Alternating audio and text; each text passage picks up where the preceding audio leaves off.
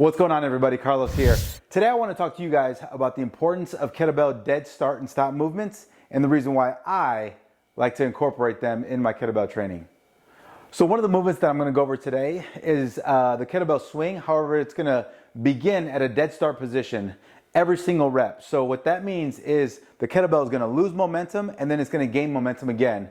And it's going to force you to restart. And it's one of the reasons why I like this movement, and it's one of the reasons why I implement it into my kettlebell training pretty much on a weekly basis. So I'm going to show you what it looks like, and then I'm going to talk about it a little bit. So today I'm going to do a staggered stance kettlebell swing, but it's going to start from a dead start position. So I find my staggered stance, I have a nice hinge from here, I go and I explode up into a kettlebell swing, but I start and stop from a dead start position. Now, what's the importance of this? The importance of that is it forces you to go through a mental checklist. Anytime you start and stop, you're no longer using momentum. You're using some momentum, but you're not using as much as if you were going to be doing a ballistic swing. So I'm still in my staggered stance. This would be not utilizing the dead start, dead stop technique that I'm speaking of. Both techniques are great. Both techniques, however, are totally different. Because you're starting from the ground at a dead stop position, it forces you to go through your mental checklist. So every time I go back to the ground, for me, it's a hard reset. I always like to tell people you should be going through a mental checklist anytime you approach weight. So if you're at a gym and you're approaching a bar, you're getting ready to squat, you're getting ready to deadlift, here we're approaching a kettlebell. So you're approaching a kettlebell, you want to go through your checklist. You don't want to come and step up to this kettlebell and not be confident about the movement you're going to perform. If you're not confident, then that means you probably should start off at a lighter weight, or you might need more instruction to make sure that you're performing the technique properly. So as I'm approaching this kettlebell, what's going through my head? There's a handful of things that I like to go through. One is if I'm doing a staggered stance position, exactly what's comfortable for me. Do I like my feet to be outside of shoulder width, or do I like them to be inside shoulder width? The wider you go, the more base of support that you're going to have. If this is too advanced for you, you could scale it back, and you could just do a standard stance like you normally would do a kettlebell swing in without involving a kickstand or without involving a staggered stance. That'll be up to you. But here, we're doing a staggered stance. I like to be right at about shoulder width apart.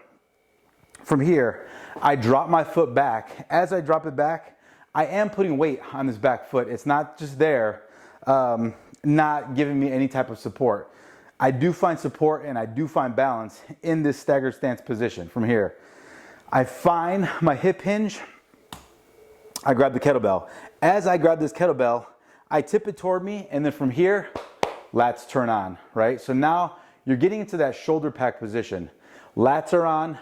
Shoulder is away from my ear. Abs are tight. From here, I'm going to pull the kettlebell back, and then I'm going to come straight up. As I come straight up, I'm going to find full hip extension all the way at the top. This top position is very similar to a high plank position. So if you're ever confused as far as like where you should be ending on your kettlebell swing, specifically for Russian style swings, your top position is pretty much going to be where you would be at the top if I were to be doing a high plank hold. That's going to be pretty much the top position, or it's just it's a good guide as far as like how high you should bring the kettlebell. So just keep all that stuff in mind.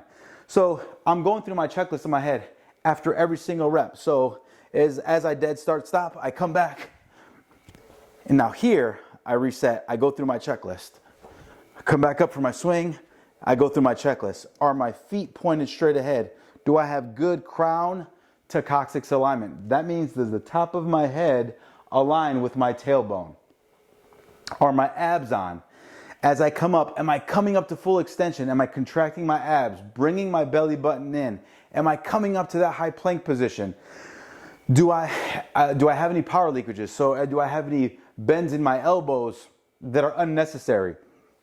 These are things that are going through my head every time I go through the dead start, dead stop position.